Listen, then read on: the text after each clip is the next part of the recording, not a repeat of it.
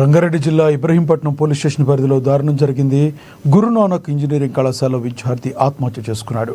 మద్యం సేవించి హాస్టల్లోకి రావడంతో తల్లిదండ్రులకు సమాచారాన్ని చేరవేసి నీపై పనిష్మెంట్ ఉంటుందని యాజమాన్యం మందలించింది. దీంతో మనస్తాపానికి గురైన రామ్ చరణ్ ఆత్మహత్య చేసుకున్నట్టు స్నేహితులు తెలిపారు.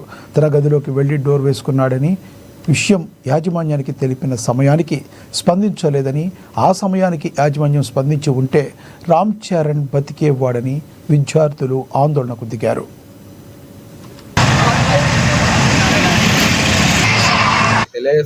అంటే అసలు జరిగిన గురునానక్ కాలేజ్ యొక్క గుర్తింపుని వెంటనే రద్దు చేయాలని చెప్పేసి మేము డిమాండ్ చేస్తా ఉన్నాం. కనీసం ఈరోజు ఏజీఎం కానీ, ఇక్కడ ఉన్నటువంటి చైర్మన్ కానీ, కోహ్లీ కానీ కనీసం ఈరోజు విద్యార్థులకి ఏం జరిగింది, ఎందుకు ఈరోజు ధర్నా చేస్తా ఉన్నారని చెప్పేసి కనీసం నోరు విప్పనటువంటి పరిస్థితి ఉంది. కాబట్టి మేము భారత విద్యార్థి ఫెడరేషన్ గా మేము డిమాండ్ చేస్తా ఉన్నాం.